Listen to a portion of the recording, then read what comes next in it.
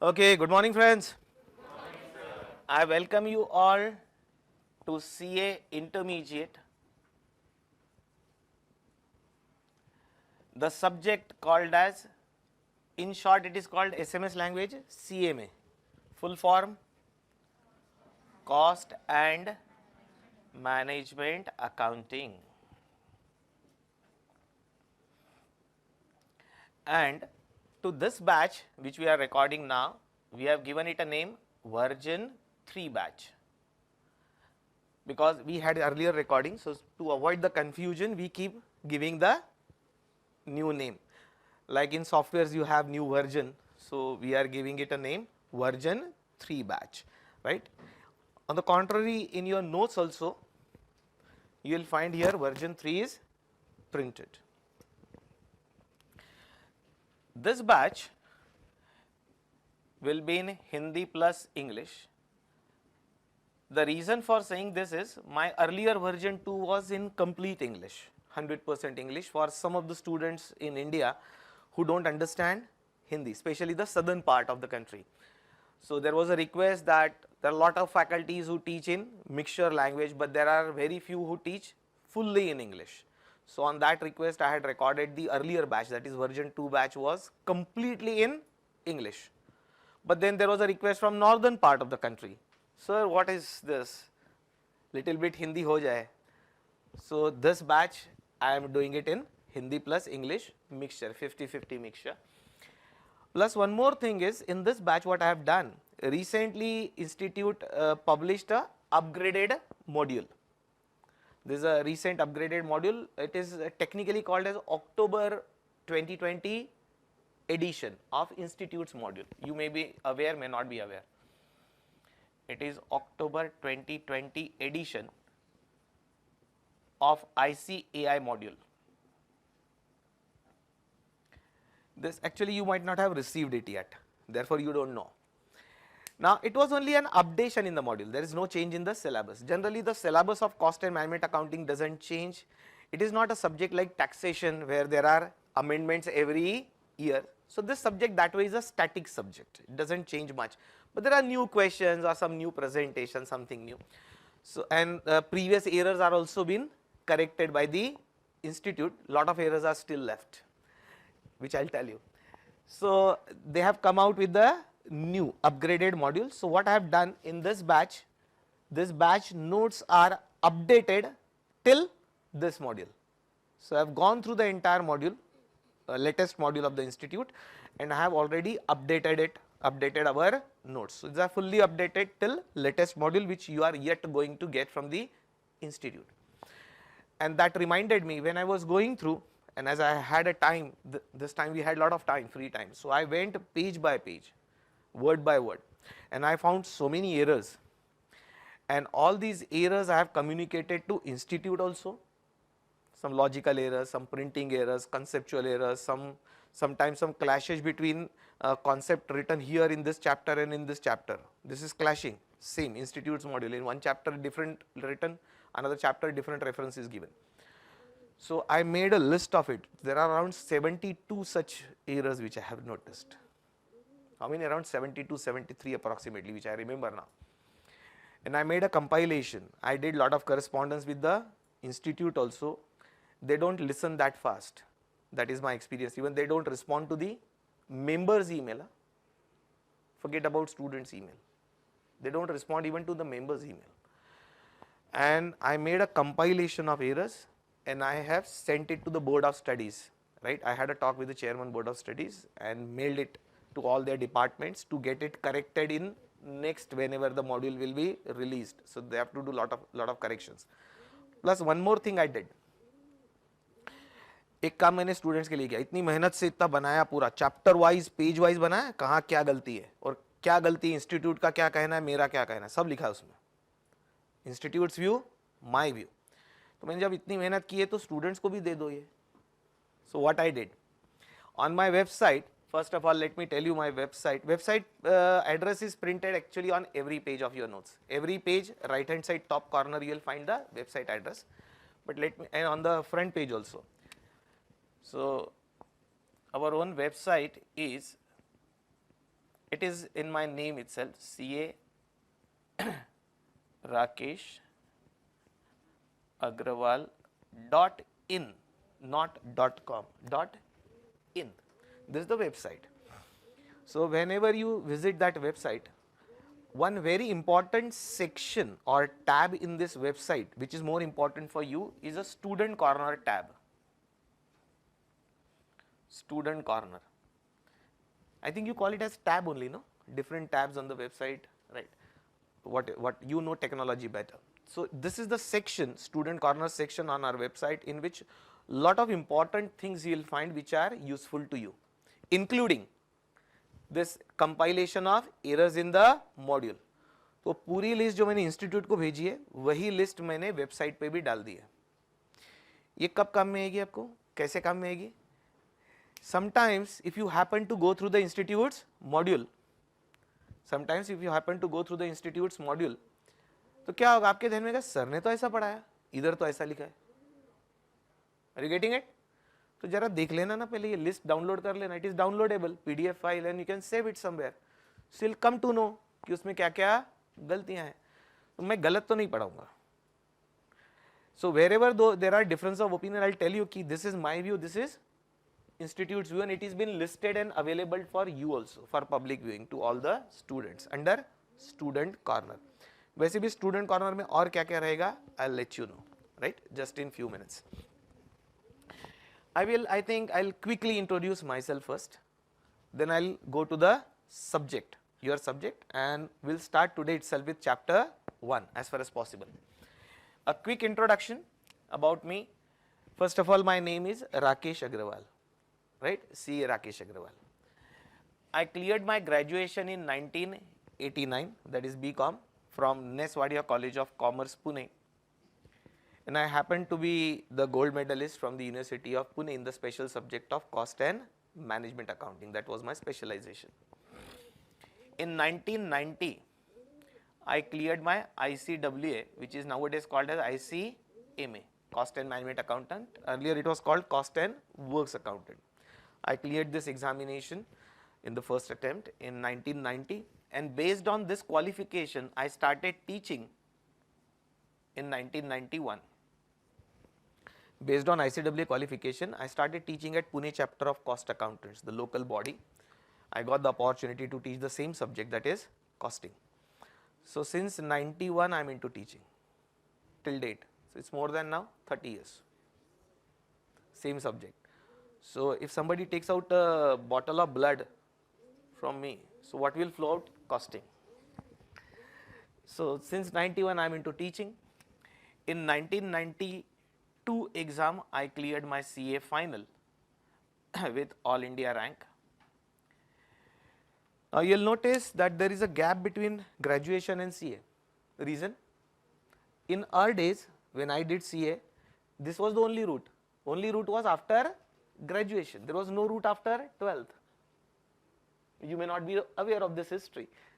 But in those days, the only route to do the CA was do the graduation first and then enter into CA. And now in last few years, institute has opened a new route after 12th, and most of you are coming through 12th, that is through foundation route, foundation and CPT route, so that you become chartered accountant at an early age, and that's a good thing, right? So we had no option, but ICWA course was allowed after 12th even in those days through an entrance exam. So ICWA I could do, first I had to appear for entrance and then remaining. So ICWA I could do little early, but CA I had to do after graduation only. And due to the mistake of institute, my name was written in the All India merit list. That is surely a mistake of Institute of Chartered Accountants. No credit goes to me, right? Anyway, this is in brief about me, and since a long time now I am into teaching. If you want to know more about me, it's already been printed on the backside page of index. This is the index page. Just on the backside, little more details are written, including my email address. That email address is also important, though it is printed here, I am just writing it once. Because future communication, even after this batch gets over, and if you have later on difficulties before your exam while doing the revision, you can always put it on my email, right? because we don't deal with the difficulties on phone call. You might be in a different mood and different place. We might be in the classroom, in the meeting, might be driving, might be eating. Nobody knows. And we have to respond to your query after going through what is exactly your query. We have to refer the literature, what exactly problem you are facing, and we have to give you the proper reply. तो चलते फिरते वो काम नहीं होता है. So about me it is written backside of the index page, plus the email is ngp.rakesh@gmail.com. So future communication after the batch gets over will be here, including difficulty solving. And when you are in the classroom, the difficulties you can raise here itself. In the classroom, you can ask me the difficulty if it is related to the topic which I am discussing. If it is related to something else, then you can contact me after the lecture, immediately after the lecture. And after the batch gets over, this is the way, right? Email. Now, the moment you take admission, the staff will hand over you the set of these notes, classroom notes. It's a set of 4 volumes, volume 1, 2, 3, 4. These are black and white spiral binded notes, right? Out of which I am carrying volume 1 for teaching today. Volume 1 contains chapter 1 to 6, volume 1. Volume 2 contains chapter 7 to 11. Volume 3 contains chapter 12 to 15. अब ये purpose क्यों है इसको छोटे छोटे volume इसलिए किया, so that you don't have to carry a bigger one. Load कितना कैरी करेंगे ना, आप इतने सब्जेक्ट की बैग लेके घूमेंगे, तो अब इसको मैं कंबाइन कर देता तो कितना बड़ा वॉल्यूम बनता है, और ये रोज कैरी करना पड़ता. तो मैंने आपका वर्कलोड क्या किया, डिवाइड कर दिया. पहले ये कैरी करना है वॉल्यूम 1, छोटा बना दिया उसको, ये खत्म हो जाए तो 2, 3. ये 3 वॉल्यूम्स हमारे क्लासरूम के काम के हैं. This one is practice book, volume 4, तो ये आपको क्लास में लाने की जरूरत नहीं पड़ेगी. दिस प्रैक्टिस वॉल्यूम 4, इसके बारे में थोड़ा सा बता दूं, सभी के बारे में थोड़ा सा बता देता हूं. All 4 volumes, in those first 3 volumes, those different chapters which are covered, in this theory is already printed which will be explained in the classroom. So we will be saving your writing time. जो किसी जमाने में school college में dictation देते थे और लिखते थे आप, उसकी जरूरत नहीं है. theory is already printed, we will be explaining. Unsolved questions are printed, answer we will develop here with your help, naturally. I hope you are well equipped, huh? Notebook, pen, pencil, everything. So answer will develop here. Then there are homework questions along with answers printed in volume 1 to 3. Chapter wise homework questions along with answers. So I will be giving you some homeworks also, similar questions which you are supposed to solve at home. अब घर पे solve करते समय answer printed है, so you can do it in rough also, यानी calculator पे, rough paper पे, लेकिन सॉल्व इंडिपेंडेंटली करना है, क्वेश्चन और आंसर नहीं देखना है होमवर्क करते समय. If you want to get 100% benefit, लेकिन सॉल्व करना है, उतना फॉर्मेटिंग वगैरह बनाने की जरूरत नहीं है. सॉल्व करके एक बार चेक करना है आंसर से कि करेक्ट है या नहीं, are you going in a correct direction. 99% आप करेक्ट सॉल्व करेंगे ही और आपके आंसर मैच होंगे. नहीं हुए तो एक बार आंसर से चेक कर लेना कि आपकी गलती कहाँ है. और बहुत माइनर चांस होगा कि प्रिंटेड आंसर गलत है, माइनर चांस, वो हम नेक्स्ट डे डिस्कस करेंगे. मैं नेक्स्ट डे आपसे पूछूंगा कि कल के होमवर्क में कोई डिफिकल्टी है, कोई डाउट है तो बताओ, and then will be discussing it in the classroom, right? Are you getting it? तो कभी हो सकता है वेरी माइनर चांस कि उसमें प्रिंटेड आंसर में डिफिकल्टी हो या आंसर करेक्ट हो, आपको नहीं समझा हो, तो you can ask me in the classroom. तो उसमें होमवर्क क्वेश्चंस है, plus past examination, old syllabus जो कॉस्टिंग का था, कॉस्टिंग के सिलेबस में बहुत चेंज नहीं होता है, तो ओल्ड सिलेबस की जो एग्जाम्स हुई थी उसके पास्ट एग्जामिनेशन के क्वेश्चन में थोड़ा सा मॉडिफाई करके विद द करंट सिलेबस, उसके आंसर भी मैंने उसमें प्रिंट कर दिए, वो भी उसमें से भी मैं आपको होमवर्क दूंगा. ये जितना मैंने बताया आपको, थियरी, अनसॉल्व्ड क्वेश्चंस जो हम यहां सॉल्व करेंगे, होमवर्क के question with solution, past exam old syllabus के questions, modified questions for new syllabus with answers, ये सब इसके अंदर है. ठीक, ये एक एक करके हम क्लास में इतना इतना पढ़ना है, इतना प्रिंट तो दे दिया, इतना लिखने का काम इतना बचा लिया, इसके बाद बहुत सारा लिखना है। आपकी 200 पेजेस की 3 नोटबुक कम से कम लगेगी, 3 of 200 pages full escape notebook कम से कम। क्यों वो भी बता देता हूं। ऑलमोस्ट एक नोटबुक इसमें चल जाएगी वॉल्यूम 1 में, एक नोटबुक वॉल्यूम 2 में और एक नोटबुक वॉल्यूम 3 के आंसर लिखने में, तो 3 नोटबुक तो ऐसे भी लगने वाली है आपकी। Fourth is practice book. ये बहुत कुछ सोच समझ के डिजाइन की है मैंने। इसमें आपकी टेस्ट है, जो हम कुछ चैप्टर खत्म होने के बाद एक टेस्ट लेंगे, तो मैं आपको बोलूंगा वो टेस्ट कब लेना है। हम टेस्ट के लिए फिर संडे बुलाते थे लोगों को, फिर लोग आने में थोड़ा सा नखरे करते थे, फिर वो टेस्ट का डिस्कशन के लिए और एक दिन बुलाते थे, बाप रे फिर तो और भी नखरे करते थे, और टाइम बहुत कम है पढ़ाने के लिए, कम पड़ता है हमको। तो हमने अभी एक काम किया, और स्टूडेंट्स आते भी नहीं थे टेस्ट को, to be very frank, hardly 5-10%। अब मैंने आपको सिर्फ बोलूंगा कि 1 to 4 चैप्टर हो गए तो मैं बोलूंगा कि टेस्ट 1 आपने देना है। So you have to now decide which day is convenient for you at home only, mostly will be Sunday only, क्योंकि रोज तो आपका शेड्यूल टाइट रहेगा। तो वो टेस्ट 1 उसकी सोल्यूशन 1, टेस्ट 2 उसका सोल्यूशन, टेस्ट 3 आपको इंडेक्स पे से ही पता चल जाएगा सर, इसी में लिखा है। तो ये सब भी इसी के अंदर प्रिंटेड है।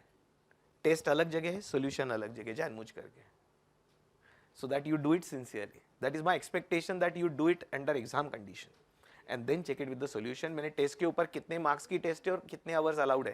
जैसे टेस्ट 1 is for 2 hours, तो आपने 2 hours का क्लॉक सेट करना है, you have to appear for the test and then check it with the solution. उसके solution में कोई प्रॉब्लम है, you can again talk to me, that is not a problem. फिर ये जो न्यू सिलेबस की एग्जाम है, आपकी इंटरमीडिएट का न्यू सिलेबस इंट्रोड्यूस हुआ था जुलाई 2017 में, जस्ट फॉर योर इंफॉर्मेशन। उसके बाद जो एग्जाम हुई आपकी, तो फर्स्ट एग्जाम हुई मई 2018 में अंडर न्यू सिलेबस। तो मई 2018 एंड ऑनवर्ड्स के suggested answers, exam question and answer, वो भी मैंने यहाँ प्रिंट किए। Now actually speaking, these suggested answers are also available on institute's website, no?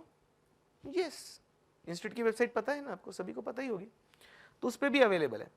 But I redo it after considering institutes answer, I develop my answer, I try to understand what is the difference of opinion between ICAI view and my view. I write a note, I do it in my style. ये answer मैं जिस style में पढ़ाता हूँ उस style में मैंने present किए, यानी मैंने कॉपी पेस्ट नहीं किए, क्वेश्चन कॉपी किए, आंसर मैंने अपने डेवलप करके लिखे हैं, but mostly they are in line with the ICAI। जहां पर मुझे उनकी एरर लगती है वहां मैंने नोट लिखी है, तो ये आंसर बाद में मैंने डेवलप करके इसमें प्रिंट कर दिया, तो वो भी इसके अंदर है सजेस्टेड आंसर। ये आपको काम में आएगा जब आप एग्जाम के पहले, जब आपका पूरा सिलेबस खत्म हो गया है and you are just in the final preparation for your exams and you want to appear for test series पता है ना आपको, mock test, you want to test your own ability, how much you have understood, because your exam is due after few days or few weeks।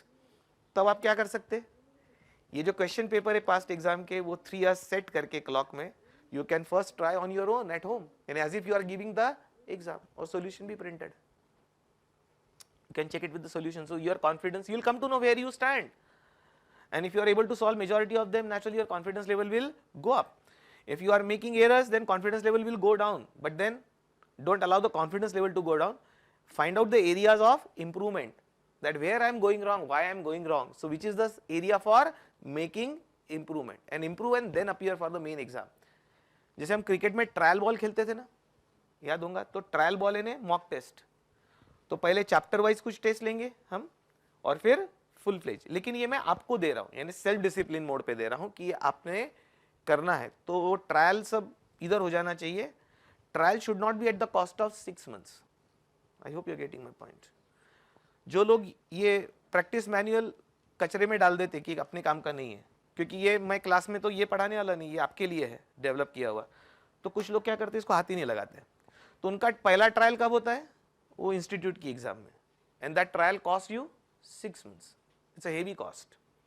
तो मेरा कहना है कि वो don't do it at the cost of 6 months, do it at home first. Chapter wise भी करेंगे और completion पे करेंगे, but this is for you और फॉर सेल्फ टेस्टिंग मोड, ठीक है। और क्लास में भी मैं पूछूंगा एक क्वेश्चन आपसे बीच बीच में, ऐसा नहीं यहाँ भी टेस्टिंग इनडायरेक्टली होने वाला है, right. So this is how the scheme of 4 modules is there which will be getting on admission. अब चलते हैं दोस्तों डायरेक्ट सब्जेक्ट पे. क्वेश्चन पेपर पैटर्न आपको पता है ऐसा अज्यूम करूं? नहीं, it won't be correct to assume that. So I'll discuss a question paper pattern in brief.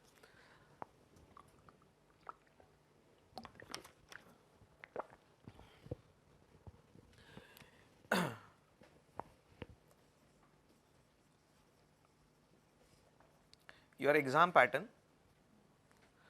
उसके पहले एक instruction, everyone should carry full escape notebook. हाँ, वो हाफ साइज नहीं, वो कॉलेज में ले आते थे छोटी वाली, और वो सब सब्जेक्ट की लेक्चर अटेंड होने के बाद भी उसमें पेज बच जाते थे. एक पेन एक नोटबुक, और पूरा साल घूम लिए तो भी कुछ भी भरा नहीं उसमें. हाँ, ऐसा यहाँ नहीं होगा. तो फुल स्केप नोटबुक बेटा बता, जरा उसमें कुछ इंस्ट्रक्शन देता हूँ. 2 छोटी छोटी इंस्ट्रक्शंस हैं. एक तो you will be writing your name and mobile number on printed notes also, जो हम देंगे क्लासरूम में. रीजन, वो सबकी एक जैसी है. It will get mixed up, interchange. इसकी उसके पास चली गई, कभी भूल गए आप. So if you forget it sometimes here, don't do it, but if you forget it we should come to know, so we can call you, our staff can call you and give it back to you. तो printed notes के ऊपर भी first page पे आपका name mobile लिख देना, और इस नोटबुक पे भी लिख देना. कभी कभी लोग इसको भी भूल जाते हैं, शेल्फ में रहती हैं, भागने की जल्दी रहती है लेक्चर खत्म होने के बाद, ये यहीं रह जाती है. तो हमको पता चलेगा किस कौन सा नाम और कौन सा फोन नंबर है. और generally everyone has got index page printed. Printed नहीं रहा तो बनानी पड़ेगी आपको इंडेक्स. हाँ, ये इंडेक्स पेज बहुत काम का है. I will tell you how to use this index page of notebook. तो एक इंपॉर्टेंट चीज बताने जा रहा हूँ जो आप सभी सब्जेक्ट के लिए यूज कर सकते हो. और ऐसी फुल स्केप नोटबुक रखना.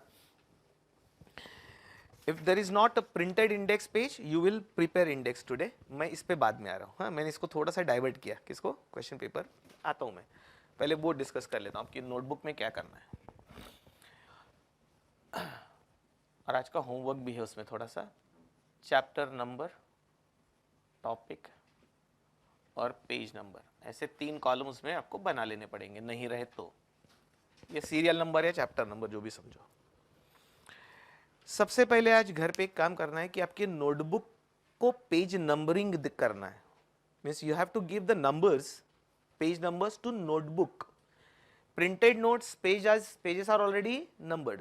प्रिंटेड नोट्स में पेज नंबरिंग ऑलरेडी हमने कर दिया है. नोटबुक को नंबरिंग आपने करना है आज घर बैठ के. और जैसे हम जब चैप्टर 1 स्टार्ट करेंगे उसमें बेसिक कॉस्ट कॉन्सेप्ट्स, ये वैसे थ्योरी है तो इसमें क्वेश्चन कम है, but whenever will solve the question, वो समझो आपका पेज 1 to 8 में आंसर है तो आप यहाँ लिखेंगे पेज 1 to 8 जिसमें ये आंसर्स हैं.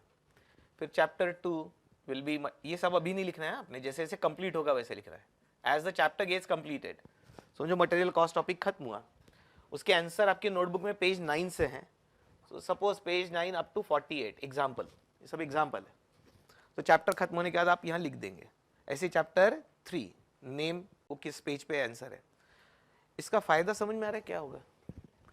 एग्जाम के पहले ढूंढना नहीं पड़ेगा आपको कौन से चैप्टर के आंसर किधर है.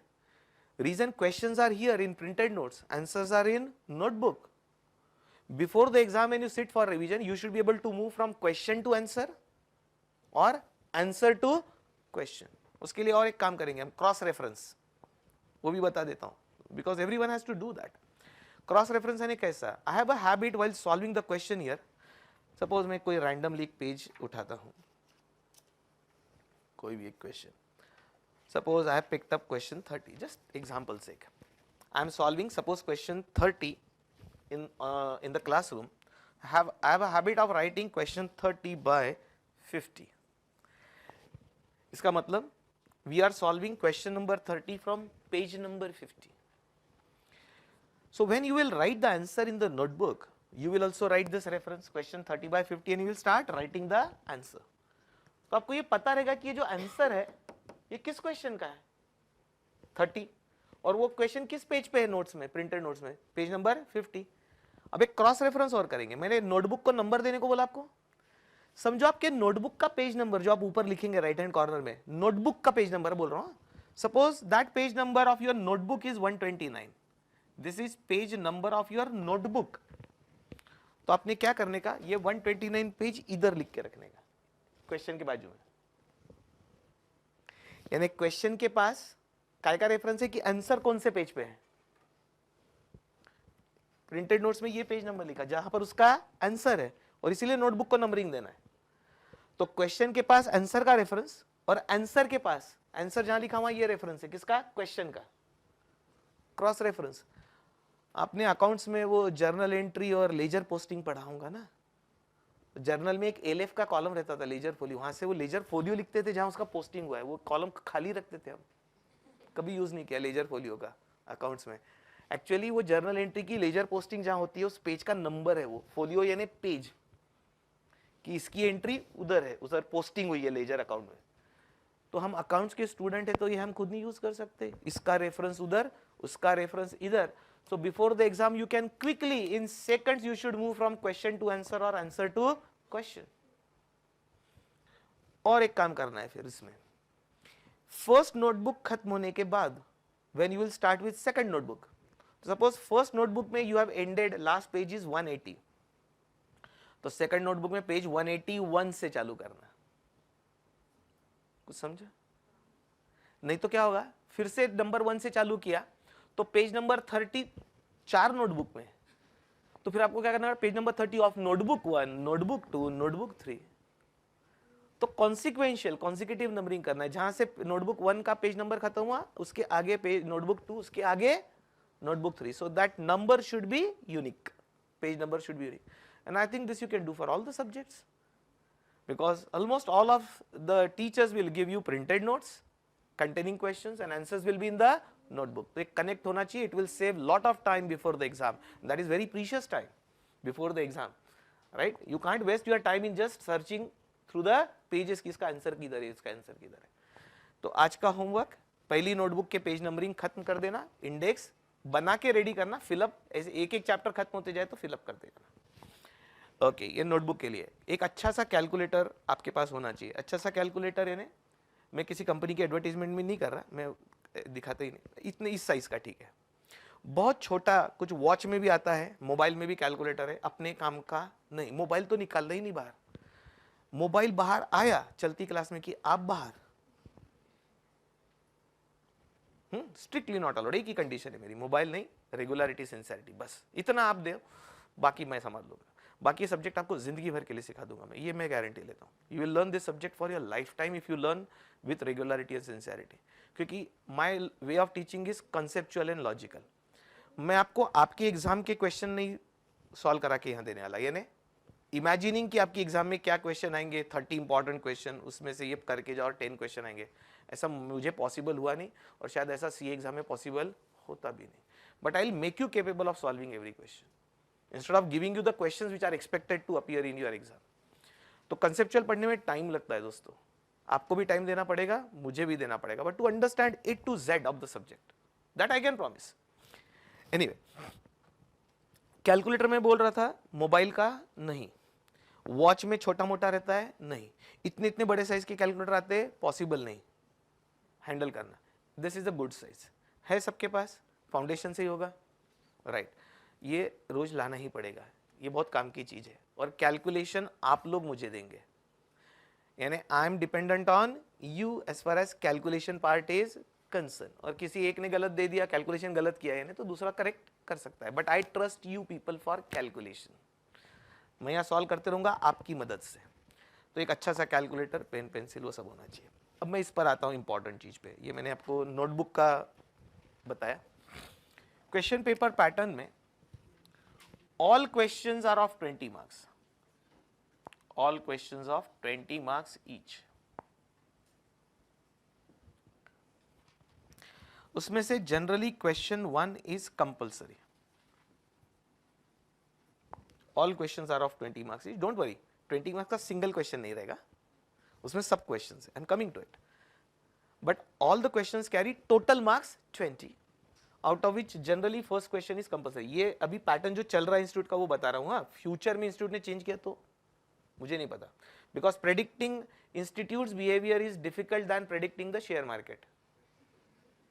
It's more difficult than predicting the share market. So, but this is the pattern which institute is following. And out of question 2 to question 6, you have to solve any 4. 2 to 6 means 5 questions. Out of 5, you have to solve any 4. Any 4. So it's good choice. Naturally, one question we can skip, and that will be that question which is most difficult for us or lengthy, which you find difficult, so that you can skip. Now, generally question 1 contains 4 parts, A, B, C, D of 5 marks each. There are 4 different questions, small questions, each carrying 5 marks. Question A, question B, question C, question D, each carrying 5 marks, different questions. Similarly, it may happen, for example, question 2 may have part A, part B, 10 marks, 10 marks, possible, just example. Generally, I have not seen single question of 20 marks.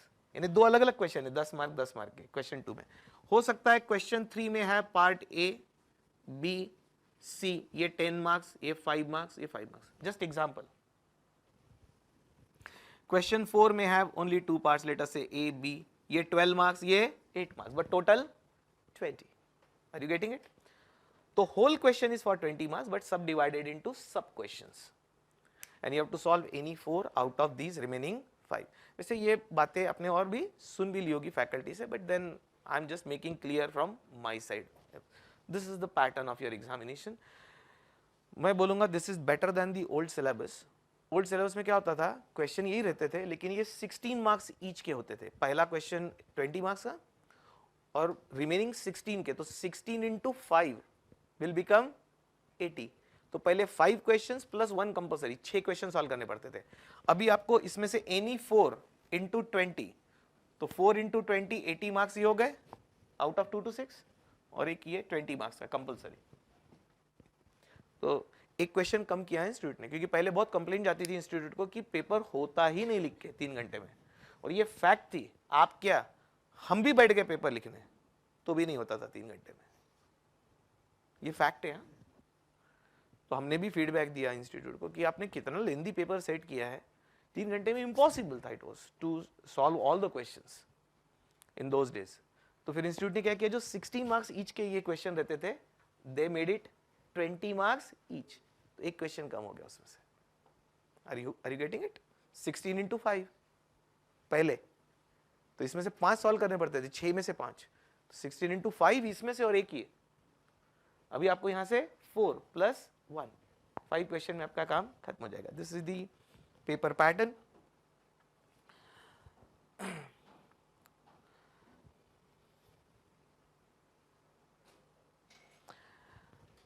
Right. One more thing I think I forgot to tell you, where I had written that student corner. Yeah. All future updates, like today you are attending this batch, by the time you appear for the exam, one more exam might have taken place in between.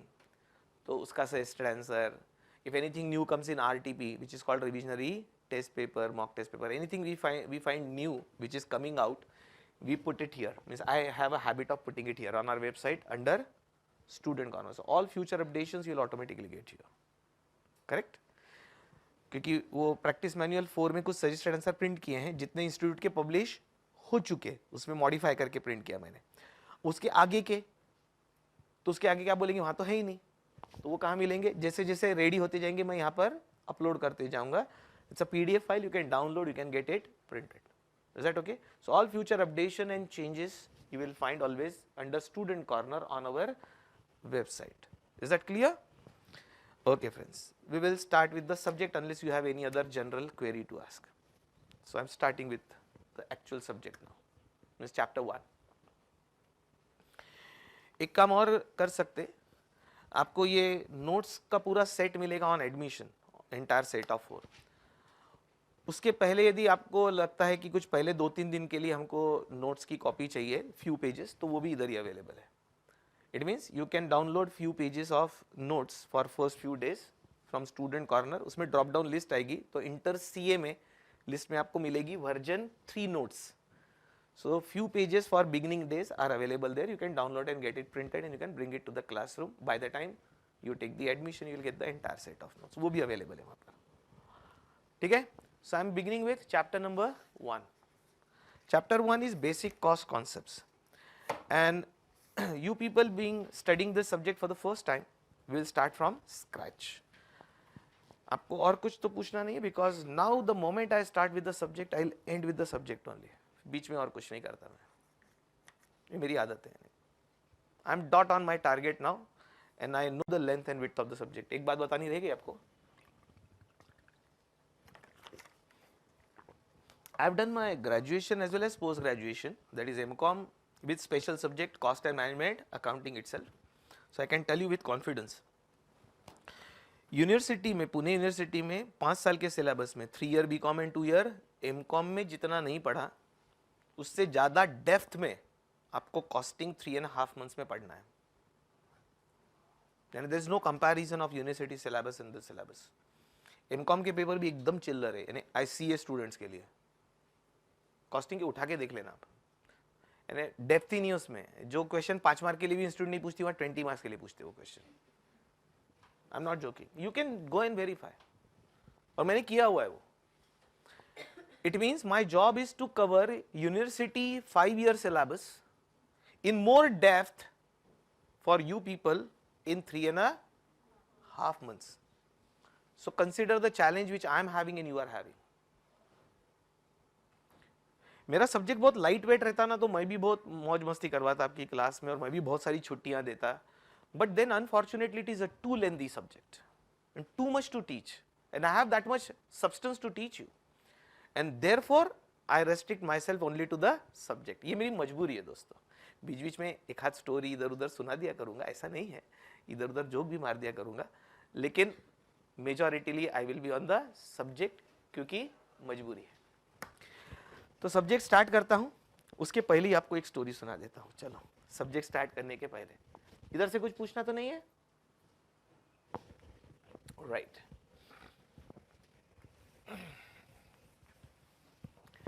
दोस्तों, myself being Agrawal, most of the people, Agrawal people are originated from Rajasthan. पता होगा आपको, नहीं पता हो तो मैंने बता दिया. मैं स्टोरी सुना रहा हूँ before going to the subject. तो छोटे बच्चे जब घर में जन्म लेते हैं तो कुछ दिन बाद अपन वो कुल देवी के यहाँ जाने की प्रथा है सभी को. मैं छोटा होऊंगा तो मेरे माँ बाप भी ले गए होंगे, आपको भी ले गए होंगे, और फिर मुंडन करवाते, बाल निकाल देते देवी के सामने. तो हम भी गए दोनों बच्चों को लेके. तो हमने फिर ऐसा सोचा समय निकाल के कि वो भी कर लेंगे, देवी कुलदेवत के दर्शन भी कर लेंगे राजस्थान तरफ और थोड़ा घूम भी लेंगे राजस्थान. तो we had hired one Ambassador car there. Ambassador car पुरानी थी, एकदम स्पेशियस रहती थी, लेकिन अभी चली गई, वो मॉडल बंद हो गया. हिंदुस्तान मोटर्स कंपनी की थी, मॉडल गॉन, कंपनी स्टॉप्ड. तो हमने वो हायर की and we were travelling from one place to another, ऐसे चालू थे. अब एक जगह जाते जाते वो शाम का टाइम जो था, शाम के टाइम पे जैसे लोगों को चाय की आदत रहती है, बराबर है ना. वो चाय का समय हो गया तो चाय चाहिए, राइट. वेळेवर चहा लागतोच. I know Marathi a little, so very well, huh? Right. Anyway, but the communication language would be English plus Hindi. तो चाय का टाइम हो गया, मैं ड्राइवर के बाजू वाली सीट पे था, पीछे से आवाज आई, लेडीज लोग थी पीछे. तो मैंने बोला भाई चाय का टाइम हो गया, गाड़ी रुकनी पड़ती. मैंने ड्राइवर को बोला भैया देरा अच्छी सी जगह देख के, चाय की अच्छी सी जगह देख के गाड़ी रोक देना. राजस्थान में आओ भगत वगैरह बहुत करते हैं, यानी पधारो मारो देश. हाँ, तो it's very good people, nice people, nice food. तो उसने एक ढाबे पे गाड़ी रोक दी चाय के लिए. उतरे हम लोग, मैं गया उसके पास, ढाबे वाले के पास, उसको बोला भैया स्पेशल चाय बनाना सबके लिए, स्पेशल. उसने बनाई जो भी स्पेशल चाय थी और सबको दी. वो चाय का पहले ही घुट लिया तो लेडीज सेक्शन में से आवाज आई, मजो नहीं आया. कुछ समझा क्या बोला? मजो नहीं आया. अब देखो घर की चाय, ढाबे, वैसे ढाबे वाले अच्छी चाय बनाते हैं, लेकिन जो भी होगा वो टेस्ट पसंद नहीं आया, उनके मुंह से निकल गया, मजो नहीं आया. और वो किस्मत ऐसी कि उसने सुन लिया और उसको समझती वो लैंग्वेज। ढाबे वाले ने सुन लिया कि इन्होंने बोला मजो नहीं आया, वो टर्न होके वापस आया, चाय दे के गया ही था, उसने सुन लिया मजो नहीं आया तो वापस आया और मेरी वाइफ के सामने बोला, खड़े रह के बोले, बहन जी, बहुत पोलाइट रहते हैं वो लोग, ध्यान से सुनना आगे की बात, थोड़ा सा राजस्थानी लैंग्वेज में है। बोले, बहन जी, मजो कोई थारो गुलाम है? बहन जी, मजो कोई थारो गुलाम है जो थे बुलावेगा और वो आ जावेगा। मीनिंग, ये जो मजा नहीं आया, बोले मजा की गुलाम है क्या आपका कि आपने आवाज दिया और वो आ जाएगा? सो मजो कोई थारो गुलाम है जो थे बुलावेगा और वो आ जावेगा। मजो तो लेते आनो चाहिए, मजो तो लेते आनो चाहिए। कुछ बात समझी? यानी मजा आपके बुलाने से आएगा क्या? नहीं, तो चाय का मजा लेते आना चाहिए। आप बोलेंगे सर ये फालतू स्टोरी सुनाई क्यों? नहीं, मैं फालतू चीजें करता ही नहीं क्लास में, बिल्कुल नहीं। अब आ गया मैं आपके सब्जेक्ट पे। ये जो सीए कोर्स जो आप ज्वाइन किए और इंटरमीडिएट तक पहुंच भी गए, ये कोर्स करने में क्या मजा आता है? ऐसा आजा आजा आजा, मजा आता है ये कोर्स करने में? मजा नहीं आता, ये सजा है ये। तो दोस्तों, मजा तो लेते आना चाहिए, यानी सीए कोर्स करने का मजा आपने लेना है। तो दोस्तों, ये एटीट्यूड का फर्क है। करना तो है सीए, हमने किया, आपने भी करना है, आप वो बनने के लिए आए हो यहाँ पर, लेकिन आप रो रो के करेंगे ना, रोज सुबह उठना पड़ता है, फिर खाना ऐसे ही मिलता है और ये ऐसे ही होता है और होमवर्क, तो दोस्तों life will become miserable, life will become miserable just because of attitude. तो जब ये काम करना है दोस्तों, तो हंसते हुए करना है। मैं भी कोशिश करूंगा हंसते हुए पढ़ाने की और आपने भी हंसते हुए उसको पढ़ना। You have to accept it. ये कोर्स आसान नहीं है, ये राह आसान नहीं है, ये तो आपको फाउंडेशन ज्वाइन करने के पहले ही लोगों ने बता दिया होगा। अरे लोग जो आपके जो शुभ चिंतक रहते हैं बोलते हैं अभी क्या कर रहा है, यानी आप जैसे ही बोलते हैं ना कि I want to do CA, तो बोलते हैं ना अभी क्या कर रहा है। जैसे अपन कोई सुसाइड करने वाले को बोलते हैं ना अभी क्या कर रहा है, उसको बचाने जाते हैं। तो doing CA course and committing suicide is one and the same. तो बहुत लोगों ने आपको कोशिश की बचाने की, अरे क्या कर रहा है, देखो 10 साल से कर रहा है, देखो 25 साल से कर रहा है, तो क्या कर रहा है, रुक जा। लेकिन आप मानेगा, आप तो पास हो गए, फाउंडेशन आ गए, इंटरमीडिएट में बैठे हो क्लास में, यानी आपने डिसाइड कर ही लिया है ना, तो मजे से करो। नहीं, मजे तो लेते आना चाहिए। तो हंसते हंसते करो दोस्तों, तो ये जिंदगी या ये राह आसान बनेगी। रोते रोते करेंगे तो आप 4 दिन में भाग जाएंगे, 4 दिन में भाग जाएंगे। तो you have to face it now. और मैं एक सेंटेंस बड़े कॉमनली बोलता हूं, that ordinary courses are done by ordinary people. Ordinary course है नहीं, बीकॉम बीकॉम बेकॉम, एनीवे मैंने भी किया, वो आप भी कर ही रहे होंगे।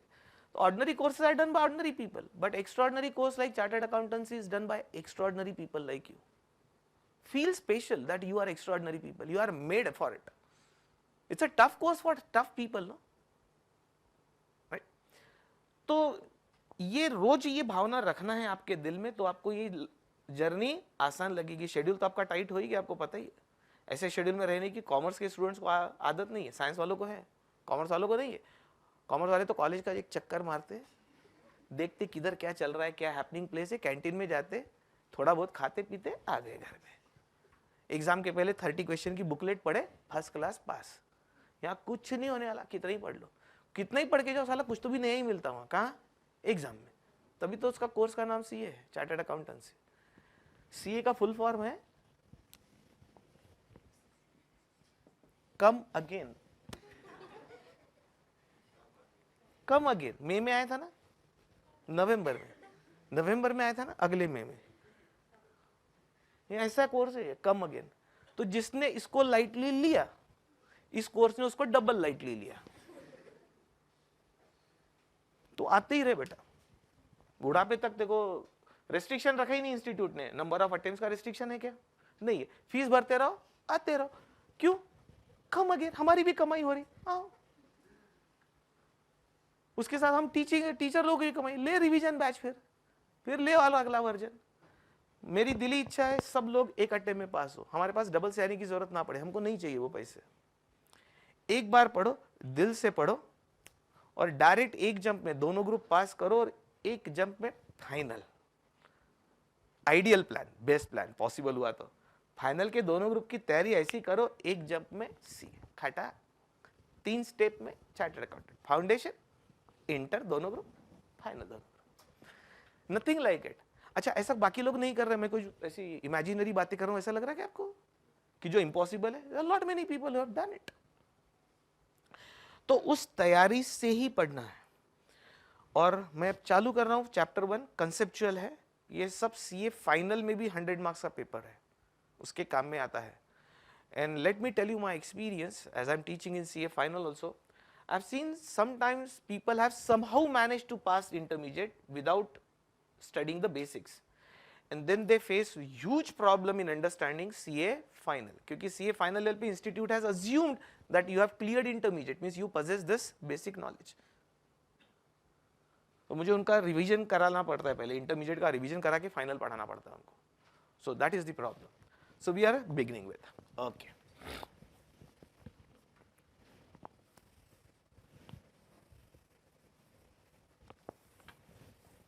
आई am on chapter 1, basic cost concepts. Friends, we'll start with the word cost itself.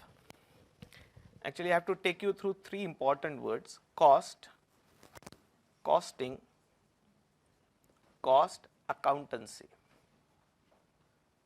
But one by one. First, I'll take you to the word cost. Cost is, even if you don't write, doesn't matter, it is printed in the notes. Cost is the monetary value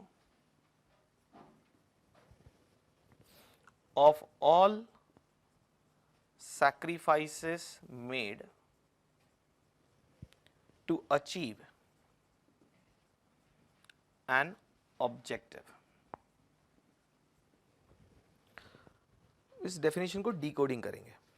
you don't have to remember by heart and write it. हाँ, ये वो subject नहीं है, ये subject बहुत logical है। This subject is very very logical subject. यहाँ understanding पे स्ट्रेस ज्यादा देना है देन रटने पे।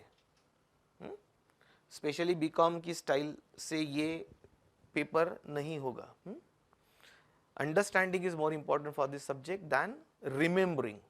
कुछ सब्जेक्ट है जहां you have to remember, like taxation provision, you have to remember, you can't, plus you should know it also, but there the pressure is more on memory. Here the pressure will be more on brain, this subject. Let's go one by one. Cost is monetary value. Cost we always express in money value. जैसे if I am a pen manufacturer, marker pen, तो मैं इसकी cost बोलूंगा suppose 32 rupees. तो ₹32 means I have express the cost in money value, rupee value. तो हम कोई भी चीज जो भी हम मैन्युफैक्चर करते हैं उसकी कॉस्ट हम रुपीज में बोलते हैं। तो cost is always measured in money value. Point number 1, it is money value of what? So it is money value of certain sacrifices. ये शब्द को थोड़ा डिटेल में एक्सप्लेन करूंगा मैं थोड़ी देर बाद। Sacrifices which are made to achieve an objective. किसी ऑब्जेक्टिव को अचीव करने के लिए आपने जो सैक्रिफाइस किए हैं, उस सैक्रिफाइस को आप मनी वैल्यू में यदि कन्वर्ट कर दो तो आपको उस ऑब्जेक्टिव को फुलफिल करने की क्या मिल सकती है? कॉस्ट। पहले एक नॉर्मल एग्जांपल देता हूं, then I will go ahead. Your objective is to become chartered accountant, naturally. अभी चार्टर्ड अकाउंटेंट बनने के लिए कुछ खर्चा तो लगता ही है। So what you have to do in order to achieve the objective of becoming a chartered accountant, whatever sacrifices you are making in your life, उसकी लिस्ट बनानी है। सैक्रिफाइसेस की क्या करना है? लिस्ट, कि सीए बनने के लिए क्या क्या सैक्रिफाइस किया। इवन जैसे आप ट्रैवल करके यहां आए तो travelling cost is a sacrifice. आप जो टाइम दे रहे हैं वो भी है, ट्रैवलिंग कॉस्ट इज सैक्रिफाइस। आपके पेरेंट्स ने फीस भरी, वो भी सैक्रिफाइस है ना, मनी सैक्रिफाइस किया उन्होंने सब। तो सीए बनने में जो जो सैक्रिफाइसेस हुए उसकी लिस्ट बनाओ, उस सैक्रिफाइस के आगे उसकी मॉनेटरी वैल्यू लिखते जाओ। लिस्ट बनाई, मनी वैल्यू लिख दी। कुछ चीजें तो मनी वैल्यू में है, जैसे फीस भरेंगे तो आपको पता ही है उसकी मनी वैल्यू कितनी है। हाँ, कुछ चीज की वैल्यू निकालना थोड़ा डिफिकल्ट है, जैसे आपका जो टाइम जाएगा, लेकिन उसकी कोई वैल्यू लिखनी पड़ेगी आपको। तो कुछ चीजों के लिए डिफिकल्ट है, कुछ चीजों के लिए आसान है। और वो मॉनेटरी वैल्यू की जो लिस्ट है उसकी टोटल मार दी अपने मनी वैल्यू की, तो आपको क्या मिल गई? Cost of becoming a chartered accountant. को समझ में आया? Now will talk from industries point of view और from subject point of view. From our subject point of view, objective is either to produce and sell goods or to provide services. Our major discussion in the classroom and from exam point of view will be either producing goods or providing services. उसमें भी more focus is always on manufacturing activity, यानी on goods. इससे एक बात और भी ध्यान रखना है आपने, थोड़ा सा बिजनेस का नॉलेज धीरे धीरे आपने अचीव करते जाना है। यानी धीरे धीरे दूसरे सोशल मीडिया जो आलतू फालतू चीजें आपको देते हैं, आजकल इंफॉर्मेशन ओवरलोड का जमाना है, so you should be selective to capture which information related to business, because our subject is more related to business and more close to manufacturing activity. Anyway, we will be dealing with services also, यानी दोनों है आपके syllabus में, service industry भी है, एक chapter है specially, one chapter is designed on service industry, but majority are related to manufacturing. So whenever I am giving example, assume by default that majority I am giving you the example of a manufacturing activity, though we will be covering both. और वैसे भी real life में दो ही तो industry है, producing goods, providing services. I am providing you a service, but when I purchase this somebody produced it, the marker pen. तो objective is to produce and sell the goods, or objective is to provide services. To achieve this objective, we have made certain sacrifices whose money value is called cost of those goods or cost of providing these services. अब इस word को decode करता हूं मैं, sacrifices for manufacturing industry. In manufacturing industry, sacrifices are of three types, which are popularly called as three elements of cost.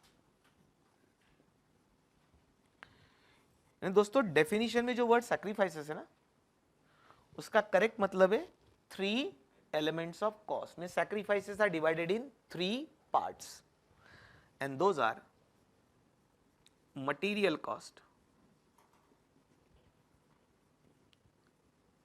Labour cost, institute ने इसको और एक नाम दिया है employee cost, both means one and the same. Third is expenses. From manufacturing angle, manufacturing industries angle, if you want to produce and sell the goods, you have to make three sacrifices, means three types of cost. Sacrifices को क्या समझना है? Types of cost और elements of cost. Cost के तीन तरीके हैं, एक material cost, one of the type, labor cost also known as employee cost, and third is expenses. So all costs are divided only in three parts: material, labor and expenses, and here we will get total cost. Now I generally give the example of this desk bench on which you are sitting for imagination purpose. This desk bench must have been manufactured by a furniture manufacturer before selling it to the coaching classes. तो manufacturer के angle से cost निकालेंगे, manufacturer of desk bench. ये desk bench manufacture करने में there are some tangible items having physical substance which are getting consumed in the process of manufacture. Tangible items having physical substance getting consumed in the process of manufacture. All this cost is called material cost.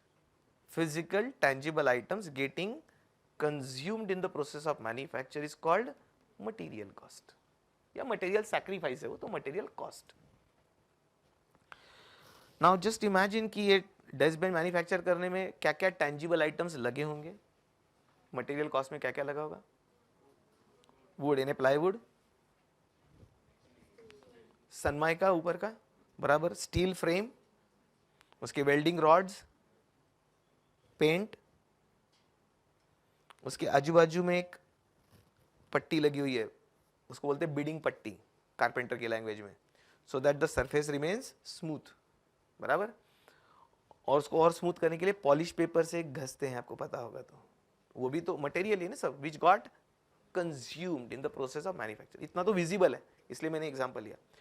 तो ये सब खरीदना पड़ा होगा manufacturer को और इसमें consume हो गया वो, तो उसकी जो मॉनेटरी वैल्यू है, ये सब टैंजिबल फिजिकल आइटम्स की मॉनेटरी वैल्यू को हम क्या बुलाते हैं, इस मॉनेटरी वैल्यू को क्या बुलाते हैं, मटीरियल कॉस्ट। सिंपल है, मैन्युफैक्चरिंग में मटेरियल तो लगेगी ना, जिसको हम सिंपल लैंग्वेज में बोलते हैं रॉ मटेरियल। वे रॉ मटेरियल को प्रोसेसिंग करना है और फिनिश गुड्स में कन्वर्ट करना है, बस इतना से इमेजिनेशन करना है आपने। कोई भी मैन्युफैक्चरिंग इंडस्ट्री, आज के आगे आप यूट्यूब भी देखेंगे ना, तो यूट्यूब पे एक फैक्ट्री मेड करके कुछ एक सेक्शन मिलेगा आपको, कभी सर्च करेंगे। आपने सिर्फ चॉइस अलग करना है, यूट्यूब भी यूज करो लेकिन पढ़ाई के लिए। तो फैक्ट्री मेड आप टाइप करेंगे या बोलेंगे तो उसमें कुछ टीवी पे पहले सीरियल आते थे अलग अलग मैन्युफैक्चरिंग इंडस्ट्री के, उसके वीडियोस है। तो आपको अलग अलग मैन्युफैक्चरिंग इंडस्ट्री की वीडियो देखने को मिलेंगी कि वो काम कैसे होता है। That will help you to understand the subject. See same YouTube time pass करने के लिए भी यूज किया जा सकता है और एजुकेशन के लिए भी यूज किया जा सकता है, चॉइस आपकी है कैसे करना। तो आज की तारीख में यहां से क्लास से उठ के किसी की परमिशन लेके फैक्ट्री देखने जाना, ऐसा नहीं कि इम्पॉसिबल है, लेकिन टाइम कंज्यूमिंग है। किसी ने परमिशन देना और अपन ने सबने मिलके एक दिन निकाल के जाना और सब क्लासेस को छुट्टी मार के। तो आज घर बैठे फ्री टाइम में आप अलग अलग फैक्ट्री का प्रोडक्शन देख सकते हैं। आपका वो पसंदीदा आइटम कुरकुरे, उसका भी वीडियोस पे कि कैसे बनते हैं वो, ये हमारे काम का है, क्योंकि हम मैन्युफैक्चरिंग की बात कर रहे हैं, रॉ मटेरियल को प्रोसेस करके फिनिश गुड्स में कन्वर्ट करना है। तो उसी को इमेजिनेशन करते हैं। तो पहले रॉ मटेरियल खरीदना पड़ेगा, तो रॉ मटेरियल की कॉस्ट हुई है, उसको फिनिश गुड्स में कन्वर्ट करने के लिए मैन पावर लगेगी, ह्यूमन एफर्ट्स। वो ह्यूमन एफर्ट्स की कॉस्ट वो एम्प्लॉयर उसको किस फॉर्म में पैसे देता है, सैलरीज एंड वेजेस। तो salaries and wages of employee, for employ it is a income but for employer it is a cost. तो वो ही लेबर कॉस्ट या एम्प्लॉय कॉस्ट। इसमें एक बात और क्लियर कर दूं, लेबर वर्ड से आप वो इंग्लिश वाला लेबर पे मत चले जाना। Labour means a blackish fellow sweating a lot digging along the road side, इतना रिस्ट्रिक्टेड मीनिंग मत लेना। कॉस्टिंग में लेबर का मतलब man power cost. All employees यानी चार्टर्ड अकाउंटेंट भी उस कंपनी का एम्प्लॉय है, तो उसकी सैलरी भी इसी में है। Are you getting my point? So all entire man power cost comes in the category of labour cost और एम्प्लॉय कॉस्ट। तो रॉ मटेरियल को फिनिश गुड्स में कन्वर्ट करने के लिए मटेरियल लगा, वो इधर आ गया, मैन पावर लगी, उसकी कॉस्ट इधर आ गई। इसके अलावा भी कुछ लगेगा ना, कि इतने से काम हो जाएगा, इसके अलावा भी कुछ लगेगा, वो इधर आएगा। अब इसके अलावा और क्या क्या इमेजिन करो, रॉ मटेरियल को फिनिश गुड्स में कन्वर्ट करना है। मशीनरी लगेगी, वेरी गुड। तो मशीनरी का डेप्रीसिएशन, मशीनरी का डेप्रीसिएशन। मशीनरी क्यों नहीं, मशीनरी की कॉस्ट यहां लूंगा तो capital expenditure is considered as revenue expenditure हो जाएगा ना। Don't consider machine here, consider depreciation of machine ना, for using the machine, because machine has got a longer life. वो मशीन आप 10 साल यूज करेंगे, तो आपको एक साल में कितना डेप्रीसिएशन चार्ज किया वो ले लो यार। Getting it? बराबर आपने बोला, मशीनरी का डेप्रीसिएशन और बिल्डिंग का रेंट, करेक्ट, मशीनरी का मेंटेनेंस, बराबर, एक्सपेंसेस, इलेक्ट्रिसिटी, पावर, करेक्ट, आपने सबने बराबर बताया। सो यू हैव स्टार्टेड इमेजिनिंग। तो एक मैन्युफैक्चरिंग इंडस्ट्री को इमेजिन करेंगे आप, तो आपको तीनों चीज मिल जाएगी। आपको मटेरियल लगता है, मैन पावर लगती है, और इसके अलावा जो जो खर्चे लगते हैं वो सब एक्सपेंसेस में जाते हैं, राइट। यदि मैं आपको टीचिंग का ही एग्जांपल दे दूं इस अपनी इंडस्ट्री का, तो हम जो एक फिजिकल चीजें आपको देंगे, इसकी कॉस्ट मटेरियल में चल जाएगी। फिजिकल टेंजिबल आइटम्स जो हम आपको देंगे, मैन पावर की कॉस्ट लेबर में, और ये इसका रेंट प्रीमाइसेस का, इसका डिप्रिसिएशन डेस्क बेंच का, और बाकी एसी वगैरह का और इलेक्ट्रिसिटी का बिल, ये सब कहाँ जाएगा, एक्सपेंसेस। यू कैन इमेजिन, आपके ध्यान में आएगा, you imagine any industry, cost will be divided only in 3 parts. Anything which doesn't go in these 2 categories will automatically come to the 3rd category, that is called expenses, and it makes it total cost. Now each of these 3 costs are further subdivided into 2 parts. Each of them, very good. Material cost के हम दो part करेंगे, direct material plus indirect material. Labour के भी direct labour plus indirect labour. Expenses के भी direct expenses plus indirect expenses. So each of the cost is further subdivided in two part. Same cost ना, यानी material cost के दो हिस्से कर रहा हूं मैं। इन दोनों को मिला दोगे तो मटेरियल हो गया, इन दोनों को मिला दोगे तो लेबर हो गया, ऐसा उसी के दो पार्ट कर रहा हूं, यानी क्लासिफिकेशन, इसको बोलते हैं classification of cost. So we are doing further classification of cost. Basically it is direct cost and indirect cost. Now on what basis you will decide whether it is direct or whether it is indirect? So I'll utter one sentence first. The cost which has a direct association with cost object. I have uttered a new word, cost object. Any cost which has a direct association with cost object is called direct cost, and any cost which doesn't have a direct association with cost object is called indirect cost. ये बोलने के लिए हो गया technical words में, इसको समझाना पड़ेगा ना, डायरेक्ट और इनडायरेक्ट एसोसिएशन क्या होता है। पहली बात, कॉस्ट ऑब्जेक्ट क्या होता है? कुछ नहीं दोस्तों, cost object is same, goods और services. See your objective was to calculate cost of goods or cost of services, that was your objective, उसी से वर्ड आया cost object। जिस चीज की आपको कॉस्ट निकालना है उस चीज को हम कहते हैं cost object। means if I am a marker pen producer, my objective will be to calculate cost per pen, क्योंकि इसमें प्रॉफिट ऐड करके I have to decide the sales price, no? तो मेरा ऑब्जेक्टिव यदि मैं ये बनाता हूं तो इसकी कॉस्ट निकालना है। If I am a furniture manufacturer, my objective will be to calculate cost of a desk bench, तो desk bench will become my cost object और pen will become my cost object. In coaching institution, if we are interested in calculating cost per student, then a student will become cost object. Cost object clear हो गया? जिस चीज की cost निकालना है उसको हम कॉस्ट ऑब्जेक्ट बोलते हैं। तो अगेन वो कॉस्ट ऑब्जेक्ट वही हो गए आपके गुड्स एंड सर्विसेज, यही वाले। अब इस कॉस्ट ऑब्जेक्ट का इस कॉस्ट से जिसकी कॉस्ट निकालना है वो और जो खर्चा लगा वो, इनका relation, if the relationship is direct, it means you can very comfortably, easily, with lot of accuracy can calculate that cost or correlate that cost, then that cost is called direct cost। थोड़ा सा example से समझते हैं। जैसे plywood की sheet generally ये आती है मेरे ख्याल से 4x6 और 4x8, तो 4 फीट बाय 8 फीट की अपने एक प्लाईवुड की शीट परचेज की। समझो ये प्लाईवुड की शीट आई 2000 रुपीज की, एग्जाम्पल। हाँ, ये कितने स्क्वायर फीट हो गया? 4x6 24, 24 square feet. तो एक काम करता हूं इजी अंडरस्टैंडिंग के लिए, इसकी कॉस्ट भी ले लेता हूं। 2400 की ये प्लाईवुड शीट आई, तो 2400 रुपीज में we have purchased a 24 square feet of plywood sheet. उसमें से एक डेस्क बेंच बनाने में समझो 6 स्क्वायर फीट शीट लग गई। एक डेस्क बेंच में 6 square feet is the plywood sheet got consumed.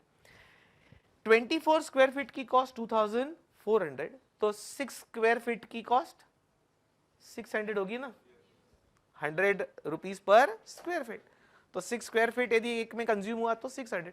So we can easily correlate कि एक डेस्क बेंच बनाने में 600 रुपए का प्लाईवुड लगा। ये बड़े आसानी से निकल सकता है। इसका मतलब ये कॉस्ट हुई डायरेक्ट मटेरियल, जहां पर ये एसोसिएशन बहुत इजीली एस्टैब्लिश होता है विदाउट मच इनएक्यूरेसी, यानी विद लॉट ऑफ एक्यूरेसी।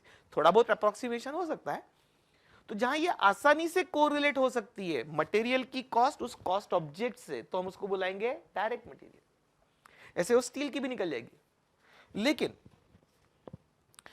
इसको पॉलिश पेपर से घसते हैं कि आप जब बैठो तो हाथ को ये ना लगे, तो पॉलिश पेपर का बंडल लाते हैं। पॉलिश पेपर देखा होगा ना आपने, उसको स्मूथ करने के लिए।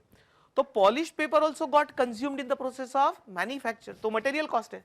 लेकिन आप मुझे ऐसा कोरिलेट करके बता सकते हैं क्या कि एक डेस्क बेंच के लिए कितना पॉलिश पेपर लगा? ये थोड़ा मुश्किल है, लगा तो है लेकिन ऐसा रिलेशन बैठ नहीं रहा है। तो ठीक है ना, उसको बोलो इनडायरेक्ट मटेरियल। एक और एग्जांपल देके फिर आगे चलता हूं। जैसे मैंने आपको बताया कि we will be handing over you the set of 4 notes. Now suppose the printing cost to the coaching institution for this is 1000 rupees per set, and it will be given to each one of you, and each student for us is a cost object in this service industry. Each student is a cost object. Now this is a direct cost for us, that 1000 rupees is spent on each student. So for each student this is my direct material cost, because association can be established very easily, very easily. However, ये marker pen में जो use कर रहा हूं लिखने के लिए, ये मार्कर पेन भी कंज्यूम होने वाले बहुत सारे, 1 or 2 boxes of marker pens will get consumed while teaching this batch, right? 1 box contains 10 pieces, तो 2-3 बॉक्स कंज्यूम हो जाते हैं, कुछ दिन में खराब हो जाता है वो। Now this is also getting consumed, so this is also material cost. Now can I correlate very easily कि कितने रुपए का मार्कर पेन इसके लिए कंज्यूम हुआ, इसके लिए हुआ? इतना इजीली कोरिलेट नहीं होता वो, लेकिन लगा तो है मटेरियल का खर्चा, ठीक है ना, तो उसको डाल दो indirect. Getting clear? So association direct यदि एस्टैब्लिश हो सकता है, जिसकी कॉस्ट निकालना है उस कॉस्ट ऑब्जेक्ट का और इस कॉस्ट का, 1 to 1 एसोसिएशन इजीली हो सकता है तो डायरेक्ट, इजीली नहीं हो रहा है तो इनडायरेक्ट। लेकिन खर्चा उसी के लिए लगा, इनडायरेक्ट कॉस्ट यानी खर्चा वो कॉस्ट ऑब्जेक्ट के लिए लगा है, सिर्फ कनेक्शन इजीली एस्टैब्लिश नहीं हो रहा है। In other words we say common cost is indirect cost और specific cost is direct cost। English word का खेल है। हाँ, एक बात और बता ही दूं, मैं कॉस्टिंग की डेफिनेशन पे जाऊंगा बाद में, अभी कॉस्ट पे चल रहे हैं। कॉस्टिंग की एक डेफिनेशन मेरी वाली आज ही बता देता हूं, याद आइए तो। मेरी डेफिनेशन है ना, एग्जाम में नहीं लिखना। My definition of costing is, costing is equal to English plus mathematics. This is my definition, Rakesh Agrawal definition. ऐसा क्यों बोला? कौन से सब्जेक्ट को किधर जोड़ा आपने? लेकिन ये करेक्ट है, हाँ, ये डेफिनेशन करेक्ट है, पब्लिश नहीं है, मेरी बनाई हुई है। To understand the subject and to understand the question you need English, and to solve the question you need mathematics. तो ये दो सबके अच्छे रहते हैं, otherwise you would not have reach to this. लेकिन किसी का ये वीक है कोई डिपार्टमेंट इसमें से, तो थोड़ा इंप्रूवमेंट कर लेना, क्योंकि कॉस्टिंग नहीं समझा, इसका ये क्यों नहीं समझा, हम जब रीजन ढूंढते हैं तो either there is a problem of English or there is a problem of mathematics. अच्छा, अपने को एक्सपर्ट नहीं बनना है, इंग्लिश लिटरेचर या पीएचडी नहीं कर रहे अपन, या मैथमेटिक्स में कुछ एक्सपर्टीज नहीं कर रहे, basic mathematical understanding and basic reasonable working knowledge of English, not expertise. लेकिन ये मिसिंग रहा तो ये सब्जेक्ट में प्रॉब्लम है। जस्ट मेरे को याद आया तो बता दिया मैंने। सो बी केयरफुल। मैं बोल रहा था स्पेसिफिक कॉस्ट और कॉमन कॉस्ट। स्पेसिफिक वर्ड का अपना मीनिंग है, specific cost is direct, common cost indirect. एक और एग्जांपल लेते और थोड़ा क्लियर हो जाएगा। इसका ले लेते, चलो एक मेरा ही लेता हूं, फिर बाद में दूसरा मैन्युफैक्चरिंग का लेता हूं। Suppose I am paid by the coaching institution on the basis of number of students, and I get X rupees per student. If that is the way I get the remuneration, then for coaching institution, my remuneration is cost for them. It's a manpower cost. सभी manpower को labor cost बुलाते हैं costing में. It's the manpower cost, and it can be correlated with each student. Then it will become direct labor cost for coaching institution, because it can be easily correlated if I am paid on the basis of X per student into number of students. But there are other staffs also, office staff who open the classroom, clean the classroom, handle the inquiry, give you the admission. आपको लगता है उनको भी salary पर student basis पे देते होंगे?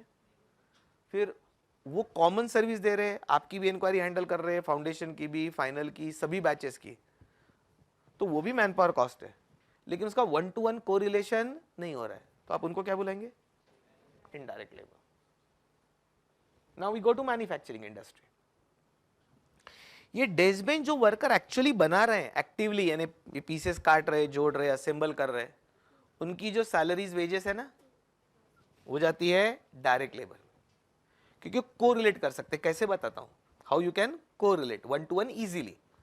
तो वो जो लेबर काम कर रहा है एक्चुअल प्रोडक्शन फैक्ट्री में, उसकी वेजेस डायरेक्ट लेबर, लेकिन उसका एक सुपरवाइजर है, वो आता है, इंस्ट्रक्शन देता है, आज ये काम करना है, इतना करके रखना है, ऐसे ऐसे करना है, वो दूसरे साइड पे चला जाता है, दूसरी जगह चला जाता है।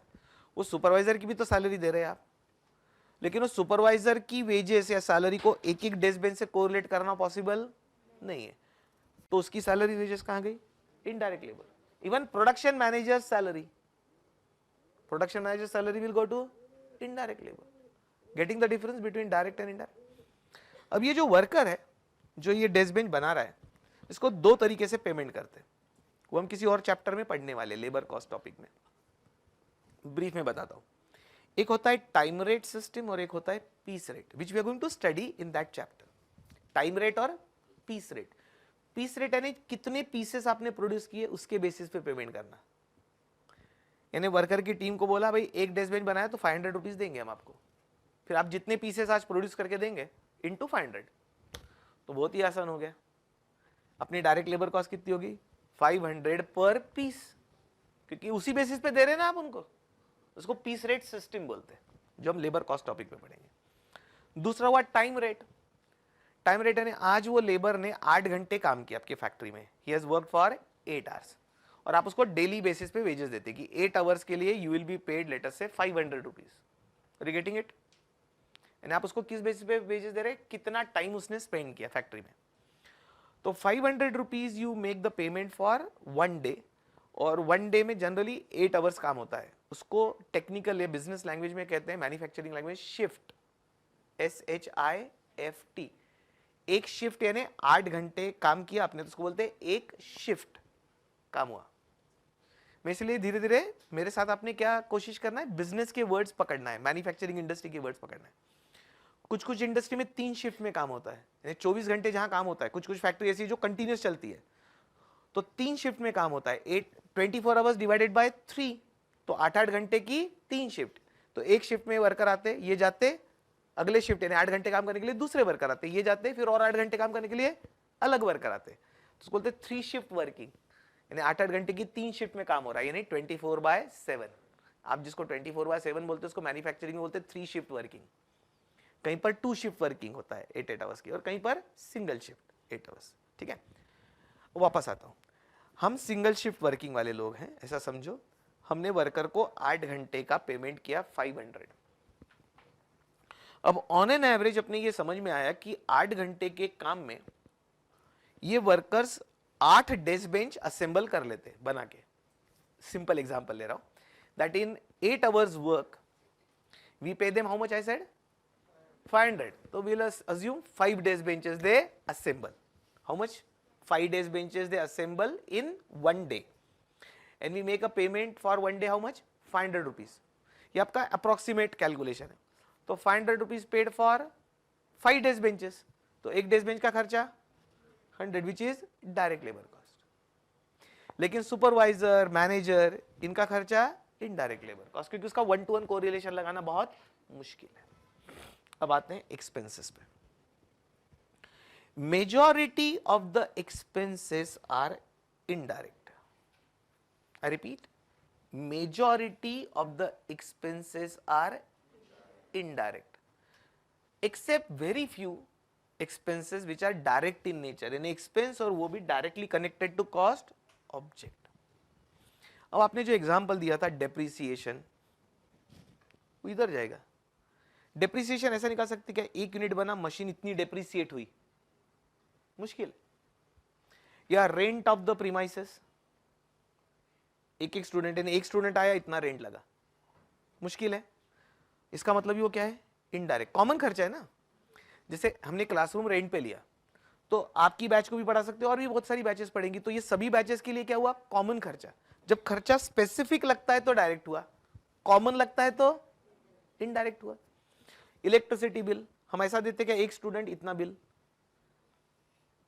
यानी वो डायरेक्ट हुआ कैसा, मेरा कहना है। Depreciation is not direct expense, rent is not a direct expense, electricity is not a direct expense, it means majority of the expenses are indirect in nature. इसका मतलब ये समझ लेने का कि डायरेक्ट एक्सपेंस रहते ही नहीं, रहते हैं। So will see few examples of direct expense, दो दे आर वेरी फ्यू। तो हम एक एग्जांपल लेते हैं कि कोई प्रोडक्ट को आपने डिजाइन कराया, जैसे ये डेस्क बेंच को आपने डिजाइन एक डिजाइनर से करवाया, प्रोफेशनल डिजाइनर से, उसको कुछ अमाउंट पे किया आपने, 10,000 rupees you have paid to that professional designer and got the desk bench designed, right? जैसे बिल्डिंग बनाने के पहले आर्किटेक्ट से उसका डिजाइनिंग करवाते हैं ना, ब्लूप्रिंट जिसको हम बोलते हैं, उसका स्ट्रक्चर डिजाइन करते हैं, फिर कंस्ट्रक्शन होता है। तो हर चीज को, कार प्रोड्यूस करने के पहले कार का डिजाइन बनाना पड़ता है। तो हमने डेस्क बेंच का डिजाइन किसी प्रोफेशनल डिजाइनर से बनवाया बाय पेइंग ₹10,000, और वो डिजाइन हमने फर्नीचर मैन्युफैक्चरर को दिया कि भाई ये डिजाइन से हमको डेस्क बेंच बना के देना, इसकी विड्थ इतनी, हाइट इतनी, कलर इतना, उसने बना के दिया। अब वो 10,000 rupees if we have spent and we got 50 desk benches manufactured, तो can you correlate that this 10,000 is paid for 50 desk benches? इसी के लिए किया ना, कि दूसरे डेस्क बेंच के लिए डिजाइन बनाया। तो यू कैन कोरिलेट कि ये डेस्क बेंच के लिए we have paid 10,000 rupees for 50 desk benches, 50 desk bench design किए। तो आप 10,000 को डिवाइडेड बाय 50 करके एक डेस्क बेंच की कॉस्ट निकाल सकते हैं। अब ये जो आपने डिजाइनर को डिजाइनिंग का पैसा पे किया for only this type of desk bench, है, ये मटेरियल तो था नहीं, लेबर भी नहीं था। लेबर या एम्प्लॉय कॉस्ट क्यों नहीं था? वो जो डिजाइनर था वो आपका एम्प्लॉय नहीं था, इसलिए लेबर कॉस्ट है या मैन पावर कॉस्ट नहीं। वो प्रोफेशनल पर्सन है जिसको आपने काम दिया और करवा के लिए, इसलिए वो कहां जाएगा? एक्सपेंसेस। और ये इजीली कोरिलेट हो सकता है कि इतना खर्चा एक डेस्क बेंच पे लगा, यदि इजीली कोरिलेट हो सकता है तो वो हुआ डायरेक्ट एक्सपेंस। दूसरा एक और एग्जांपल, मोबाइल हैंडसेट, या ये ले लेते हैं, चलो रिमोट। ये रिमोट है, ये हमारी कंपनी बनाती है, ऐसा समझो रिमोट। इसके पार्ट्स हम बनाते हैं, लेकिन इसको असेंबल करना पड़ता है, जिन्हें जोड़ने को बोलते हैं असेंबली। मैन्युफैक्चरिंग इंडस्ट्री में असेंबली यानी कंपोनेंट पार्ट्स बना के उसको जोड़ना, इज कॉल्ड असेंबली। ये सब वर्ड इंपॉर्टेंट है। तो इसको असेंबल करने का, फिर इसको पैक करने का और लेबल लगाने का, इतना काम हमने किसी आउटसाइड एजेंसी को दे दिया, यानी आउटसोर्स किया। क्या किया? आउटसोर्स किया। और उनको बोला we will pay you ₹200 per piece for doing what? Assembly, packing, labelling. Produce हम करके देंगे, इतना आपने करके हमको दे देना है। अभी जो हम ₹200 आउटसाइड एजेंसी को देंगे, इसको बोलते हैं आउटसोर्सिंग चार्जेस। आउटसोर्स किया ना आपने काम। अब उसको जो हम 200 दे रहे हैं, my company is paying 200 per piece for getting it assembled, packed and labelled. वो यहां डालूं क्या? मैं ₹200 की बात कर रहा हूं, जो उसको दिया आउटसाइड एजेंसी को। मटेरियल है क्या? नहीं। हाँ, उसको कुछ पैकिंग मटेरियल लगेगा, उसका प्रॉब्लम है, उसकी कॉस्ट है, मेरी नहीं। मैंने ₹200 दिए, उसकी बात कर रहा हूं मैं। मेरे लिए ये ₹200 मटेरियल है क्या? नहीं। एम्प्लॉय कॉस्ट हुई क्या? वो एम्प्लॉय है क्या? नहीं, वो दूसरी कंपनी है, इंडिपेंडेंट कंपनी। फिर कहां जाएगा वो? यहाँ दो में नहीं गया तो कहां जाएगा? Expense. And can I correlate 200 cost is incurred पर पीस वेरी इजीली? तो ये कहां जाएगा? यानी मैंने एक एग्जांपल दिया, एक डिजाइनिंग का दिया, एक आउटसोर्सिंग चार्जेस का दिया for getting it assembled and packed. एक आध और एग्जांपल ले लेते हैं, रॉयल्टी का। समझो ये प्रोडक्ट का जो डिजाइन है ये पेटेंटेड है किसी और के नाम पे। कोई एक व्यक्ति है जिसने इसको डिजाइन किया और उसने पेटेंट करा लिया under copyrights, patent and copyrights act. तो वो उसकी बन गई इंटेलेक्चुअल प्रॉपर्टी राइट। मुझे वो डिजाइन पसंद आया, तो मैंने उस व्यक्ति को कांटेक्ट किया कि यार वो डिजाइन आपने बनाया है, आपके नाम पे है लीगली, लेकिन आपको तो कुछ काम का नहीं है, मेरी कंपनी ये प्रोडक्ट बनाती है, so can I use your design to produce this product and sell it in the market legally? तो बोले ठीक है। तो उसने एक लीगल एग्रीमेंट किया मेरे साथ, and that person has allowed me means company to legally use that design and produce and sell the goods. लेकिन उसके बदले में मैं कुछ दूंगा ना। आपने मर्केंटाइल लॉ पढ़ा ना, something right, consideration right, something in return. तो उसकी इंटेलेक्चुअल प्रॉपर्टी यूज करने के बदले में मैं जो दूंगा उसको पैसा, उसको बोलते हैं हम रॉयल्टी। उसका टेक्निकल नाम क्या है? Royalty. When you use somebody's intellectual property and to compensate that, what you pay is called royalty. तो मैंने उसको रॉयल्टी प्रॉमिस की that we will pay you royalty 100 rupees per piece produced using your design. अब 100 rupees मेरे लिए क्या हो गया? खर्चा यानी cost. Is it material? Is it labour? Labour नहीं है, वो एम्प्लॉय नहीं है मेरा. मैं उसकी एक असेट यूज कर रहा हूं, लेकिन वो इंटेंजिबल असेट है, इंटेलेक्चुअल प्रॉपर्टी है. उसको लीगली यूज करने का खर्चा लग रहा है, वो असेट यूज करने का वो है एक्सपेंस. और I think it is a direct expense. 100 पर पीस इजीली कोरिलेट हो सकता है. ऐसा सोच सकते हैं. हाँ, ये सब्जेक्ट लॉजिकल है. मैंने जितने बताए उतने ही एग्जाम्पल दुनिया में है नहीं. आपने सोचना क्या है, whether that cost has one-to-one relationship with the cost object, then it is direct. If it is common cost, it doesn't have one-to-one relation, then it is indirect cost. Now, the total of these three, direct material plus direct labor plus direct expense, is called prime cost. And a prime cost is another name for all direct costs together. Prime cost means direct material plus direct labor plus direct expense together. All direct cost together is called prime cost. अब ये लेते indirect material plus indirect labor plus indirect expense together is called overheads. Overheads. वो chapter बहुत important है. वो chapter में यदि सो गए आप तो खटाक से ऊपर से निकल जाता है. कौन सा? Overheads. So all indirect cost together is called overheads. All direct cost together for manufacturing activity is called prime cost. And prime cost plus overheads is your total cost. So total cost is direct cost plus indirect cost, or total cost is prime cost plus overheads.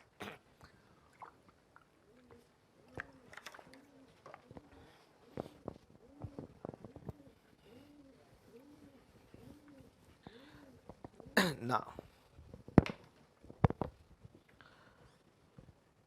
in practical life, three elements of cost are known as practical life में. हाँ, majority books में या majority faculty आपको बोलेगी that three elements of cost are material, labor and overheads.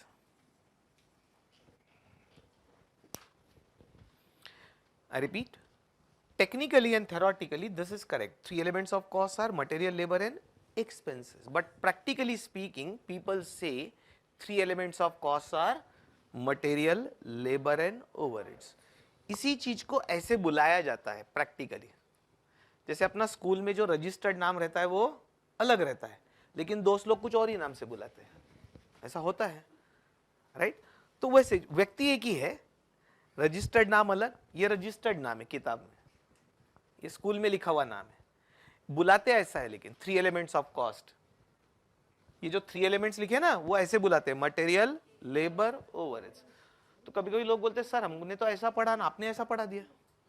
अब इसको correlate करता कि इसको ऐसा क्यों बुलाते हैं. ध्यान देना, प्रैक्टिकली यही बुलाएंगे हम, लेकिन पढ़ने के लिए एक्चुअली लोग सिर्फ बुलाते मटेरियल कॉस्ट. लेकिन वो जब सिर्फ वर्ड बोलते हैं ना मटेरियल कॉस्ट, तो इसका मतलब होता है ये वाला डायरेक्ट मटेरियल. यानी बोलना रहता है डायरेक्ट मटेरियल, बोलते सिर्फ क्या? मटेरियल. आप बोलेंगे फिर इनडायरेक्ट मटेरियल कहां गया?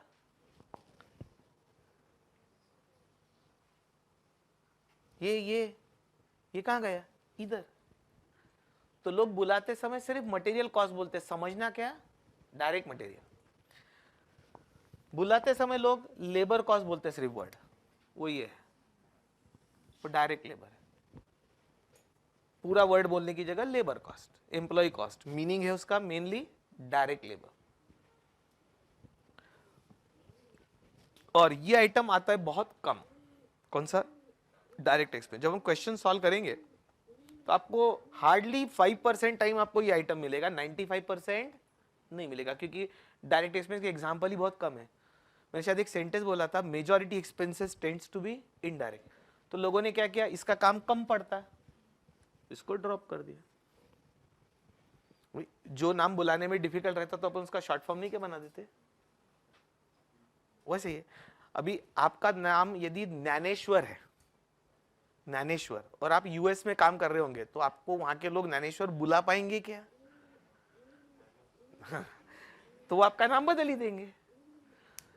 तो ये आइटम बहुत कम आता है, तो लोगों ने क्या बोला, तू बाहर हो जा, इसको भूल गए, और इसको सब इनडायरेक्ट कॉस्ट को मिला के ये, तो लोगों ने प्रैक्टिकल एलिमेंट्स ऑफ कॉस्ट बना दिए मटेरियल, लेबर, ओवरहेड्स। और इसीलिए जब हम कॉस्ट शीट बनाएंगे, कॉस्ट शीट का फॉर्मेट पढ़ेंगे, तो जनरली 95% टाइम कॉस्ट शीट में हम लिखेंगे material plus labour is equal to prime cost. अब आप समझो क्या हो गया, बुला रहे हैं मटेरियल लेबर, वो है डायरेक्ट मटेरियल और डायरेक्ट लेबर, और ये आइटम है ही नहीं, तो direct material plus direct labour हो गया प्राइम कॉस्ट, इसलिए वहां बुलाते हैं material plus labour is prime cost, और फिर प्राइम कॉस्ट के बाद ऐड ओवरहेड्स और टोटल कॉस्ट। तो लोग बोलते हैं ऐसी टोटल कॉस्ट आती है, this two is prime cost plus this overheads is total cost, and therefore three elements of cost is material, labour and overheads practically. लेकिन मैं यहां से नहीं पढ़ा सकता था आपको, क्योंकि ये परफेक्ट है, उसका ये कन्वर्टेड वर्जन है। और अब आपको यहां से मैं पहले मॉड्यूल का इंट्रोडक्शन करा देता हूं, मुझे अच्छी बात याद आ गई। ये पहले मॉड्यूल में मेरे वाले क्लासरूम नोट्स में, अच्छा एक बात और बतानी रह गई, I have covered all the chapters which are covered in the institute's module in our classroom notes, but at some places sequence may change, so don't worry about it, the sequence may change slightly at some places, but everything is covered. Secondly, I will be teaching in the same sequence, यानी volume 1 में का chapter 1 में पहले class में पढ़ाऊंगा, फिर chapter 2, so you always know what next I am going to teach for those students who want to do pre preparation, यानी जो लोग पढ़ के आना चाहें। अब इस वॉल्यूम 1 में 6 चैप्टर है, और इस वॉल्यूम को मैंने नाम दिया है, आपको वहां से पढ़ने में नहीं मिलेगा, प्राइम कॉस्ट एंड ओवरहेड्स। हाँ, ध्यान देना, वॉल्यूम 1 का नाम क्या रखा है मैंने, प्राइम कॉस्ट एंड ओवरहेड्स। अब उसका सीक्रेट आपको अभी पता चल गया,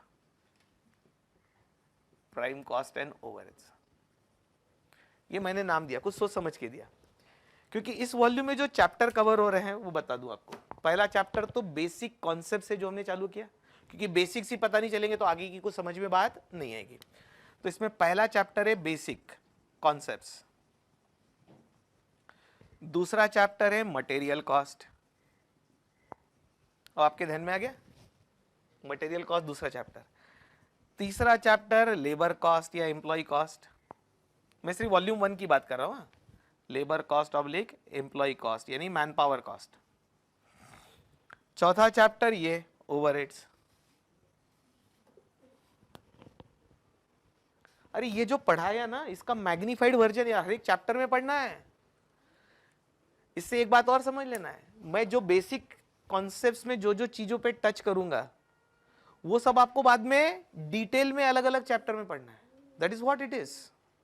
यानी पहले बोलते हैं ना पहली पहली मुलाकात, जैसे आपकी पहले दिन कुछ दोस्तों से मुलाकात होगी, पहली पहली मुलाकात सिर्फ नाम पता चला, फिर धीरे धीरे जब मुलाकातें बढ़ती जाएगी, उनके घर तक पहुंच जाएंगे, फिर उनके घर पे जो कुत्ते बिल्ली उनसे भी पहचान हो जाएगी, वो पहले भौंकते थे आपके ऊपर, अब दो मिलाते, यानी डिटेल में पहचान होगी, ऐसे धीरे धीरे करके होगा ना, वैसे ही हम कर रहे हैं। तो बेसिक कॉन्सेप्ट में सब समझ में आ गया, समझना, बेसिक कॉन्सेप्ट में मैं टच करा दूंगा, सबका पहला इंट्रोडक्शन, और बाद में डिटेल्ड इंट्रोडक्शन एक एक चैप्टर में। तो ये सब एक एक चैप्टर है, मटेरियल कॉस्ट वाला, लेबर कॉस्ट, ओवरहेड्स, फिर फिफ्थ चैप्टर एक अभी समझेगा नहीं, शॉर्ट फॉर्म लिख रहा हूं, इसको एक्टिविटी बेस्ड कॉस्टिंग बोलते हैं, वो इसी का एक रूप है, किसी का, ओवरहेड्स का एक कन्वर्टेड रूप है एक्टिविटी बेस्ड कॉस्टिंग। और ये सब कॉस्ट को हम एक स्टेटमेंट फॉर्मेट में यदि लिखें तो टोटल कॉस्ट मिलेगी। भाई मैं मटेरियल कॉस्ट लिखूं, लेबर, ओवरहेड्स और टोटल लूं तो कॉस्ट मिलेगी, टोटल कॉस्ट। उसका जो प्रेजेंटेशन है, उस प्रेजेंटेशन को हम कहते हैं cost sheet, right, a sheet in which cost is calculated. तो cost sheet is just a way of presentation, like financial information you present it in trading account, profit and loss account, balance sheet format, correct. ये जो आपने accounting में पढ़ा कि how the financial data is presented, तो presentation का तरीका है वो. Trading P&L balance sheet is a way of presentation of information. Similarly, all the costs are presented in a particular format, and that format of presentation is called cost sheet. और यही 6 chapter अपने notes में volume 1 में, यानी देखा जाए तो मैंने वॉल्यूम 1 आज कवर कर लिया.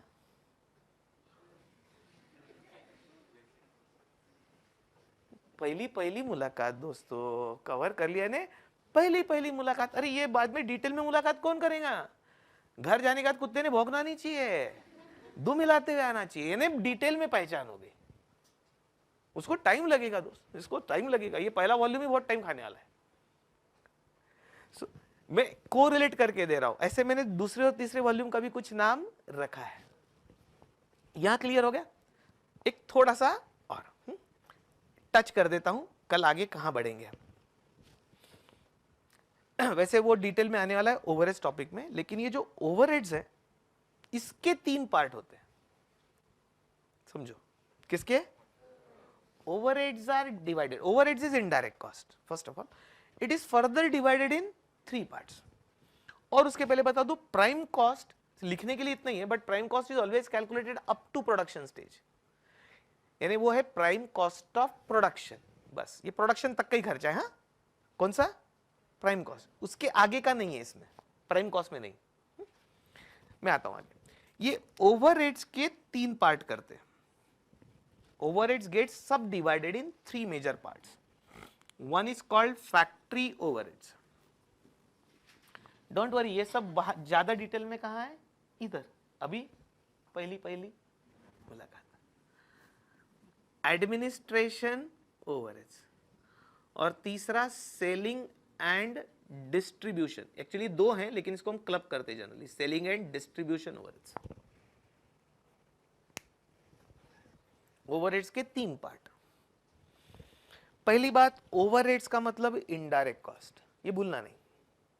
If that indirect cost is incurred, यहां एक वर्ड यूज किया मैंने, cost is incurred. Cost incurred का मतलब होता है खर्चा लगा, उसको बोलते हैं कॉस्ट इज इनकर्ड.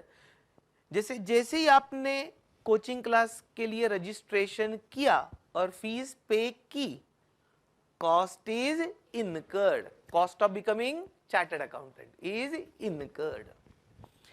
अब मैं बोल रहा हूं, overheads means indirect cost, but if that cost is incurred for manufacturing activity, यानी indirect cost related to manufacturing activity is factory overheads.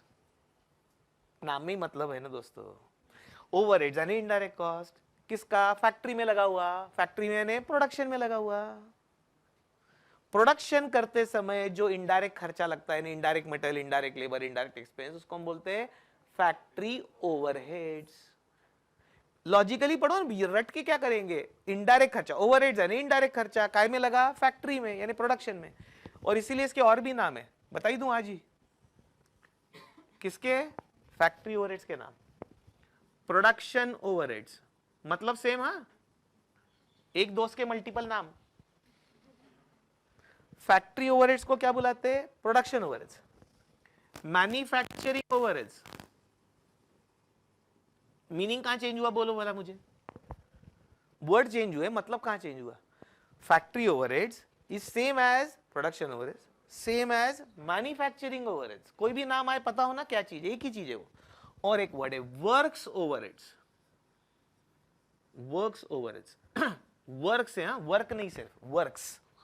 हाँ बोलेंगे ये थोड़ा सा नया नाम है. कौन सा? वर्क्स. दोस्तों प्रोडक्शन मैनेजर को बुलाते वर्क्स मैनेजर. ये मैन्युफैक्चरिंग इंडस्ट्री का वर्ड है. मैं बार बार एक बात बोलूंगा, अभी आपका एंगल चेंज करना है पढ़ने का, क्योंकि क्या होगा, ये साला शब्द ही पहली बार देखा, वर्क्स. ऐसा नहीं, वर्क्स मैनेजर यानी प्रोडक्शन मैनेजर. मैंने थोड़ी देर पहले बोला था कि मैंने एक कोर्स जो पास किया ICWA, ध्यान देना. अभी इसका फुल फॉर्म था इंस्टीट्यूट ऑफ कॉस्ट एंड, ये वाला वर्क्स अकाउंटेंट्स ऑफ इंडिया, वो था वो. Institute of cost and works accountants of India, क्योंकि कॉस्टिंग का काम मैन्युफैक्चरिंग इंडस्ट्री में ज्यादा लगता है, सॉरी।